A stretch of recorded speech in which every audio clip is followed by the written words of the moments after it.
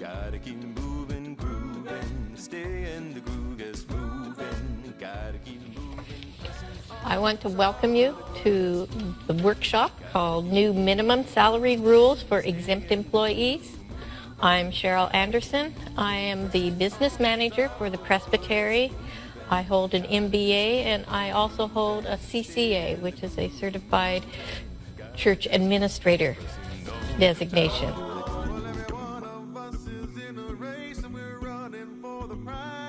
It takes time and energy to train a spiritual exercise. Throw off every weight that slows you down. Take the path that Christ has led. Forget everything that is behind and just strain toward what's ahead and just keep on moving. Gotta just keep on grooving. Stay in the groove, yes, moving. Gotta keep moving, pressing on. Driving through the goal, yes, moving. Gotta just keep on grooving and got to keep on moving. Gotta just keep on pressing on. Driving through the goal, yes. Today we have to make a choice, stay true to what is right. Overcome everything that's in our way and fix our eyes on Christ. Just keep pressing on up toward the goal where a crown of life you'll find. Well, no doubt Christ will be waiting there when we cross the finish line. We just keep moving, gotta just keep on grooving. Stay in the groove, moving. Gotta just keep on pressing on. Driving through the goal. The next one on the list is the administrative. And the administrative employee primarily performs office or non-manual work directly related to management, policies, or general business operations. They must also meet the minimum salary requirements for an exempt employee at the $913 a week. They spend most of the work week performing management duties. This generally means that more than 50% of their work time. And they primarily and regularly exercise discretion and independent judgment with matters of significance to the organization. The last one is professional. And a professional primarily performs work that requires advanced knowledge, which is predominantly intellectual in character and varied, rather than routine, manual, mechanical, or physical. Knowledge is acquired from extensive, specialized instruction over an extended period of time. Work must be categorized by imagination, creativity, originality, or exceptional talent in fields of advanced learning as it relates to creative professions, such as in music or art.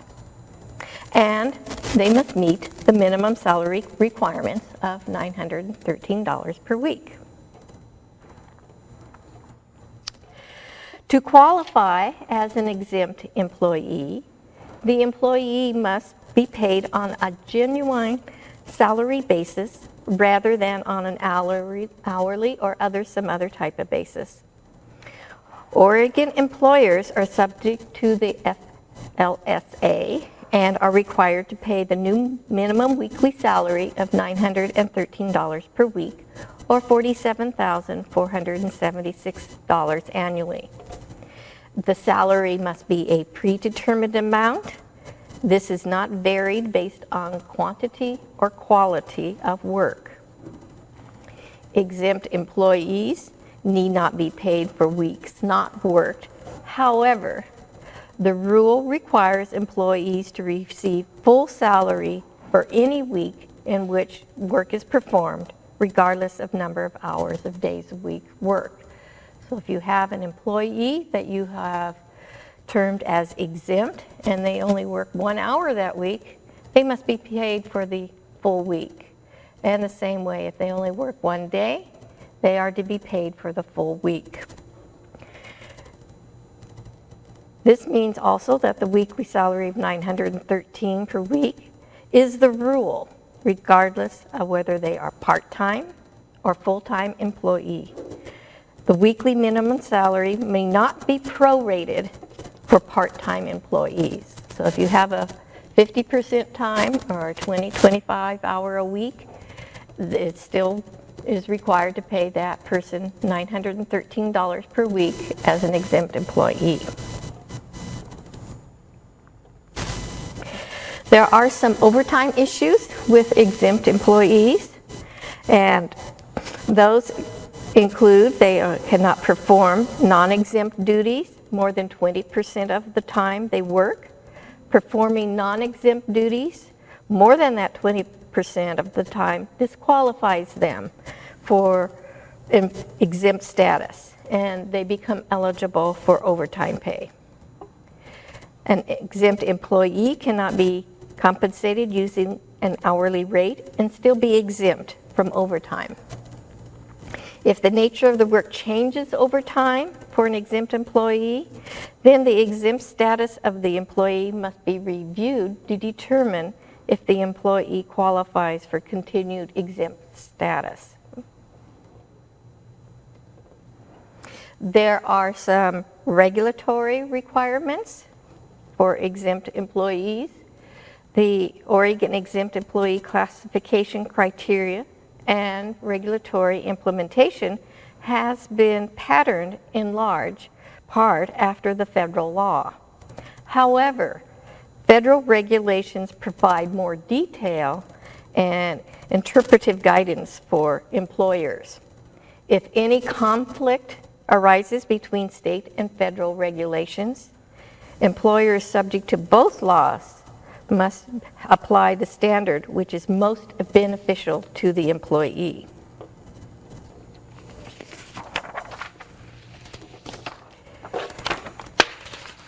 Employees who work for certain businesses or organizations or for FLSA, or called enterprises, are covered by the FLSA. These enterprises, which must have at least 2 employees, are those that have an annual dollar volume of business of at least $500,000. Even when there is no enterprise coverage through FLSA, employees are protected by FLSA in their work. Regularly, they are involved with commerce between states, most commonly called interstate commerce. Then the individual rule applies. And that is if all of the employers that have individuals, they engage in interstate commerce, there are some qualifications for that also. So we look at what is interstate commerce as it applies to employees for FLSA coverage. We can look at that. These are goods that will be sent out of state, such as a secretary that types up letters in an office, and then those letters are sent out over state lines. There are telephone calls to persons located in other states. Business mail that is sent to out-of-state recipients, and handling of records of interstate transactions. If you have church newsletters, and these newsletters go to people outside of your church into other states, that's considered interstate commerce. If you have a secretary or office manager that orders and purchases supplies from other out-of-state vendors, or they might order supplies over the internet, these are interstate commerce activities.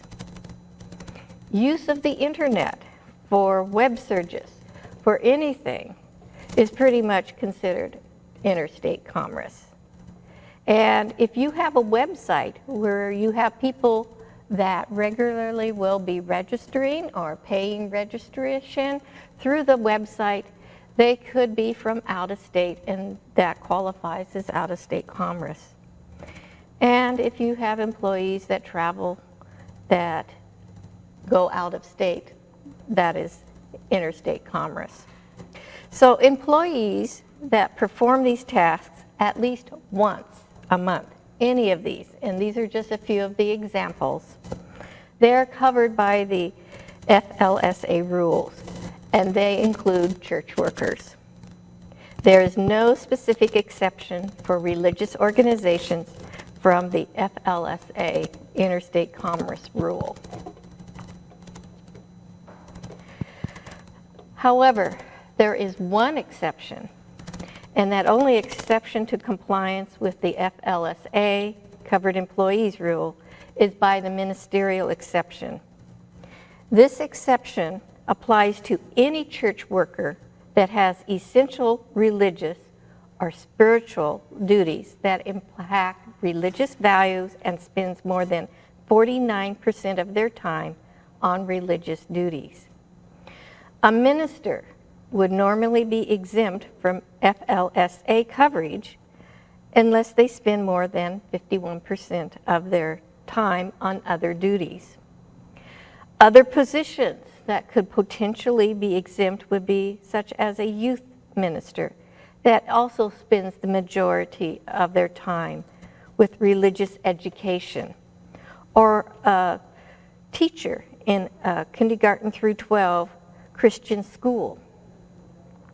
Church preschool teachers, however, are not exempt, as their positions are more defined with child care rather than religious education. Additionally, a pianist or organist is not exempt unless they spend the majority of their time with planning the worship service, not just the music.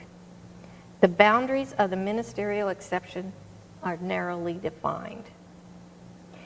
Any question on either exempt employee status or employee qualifying for the ministerial exception should consult an attorney familiar with these concepts.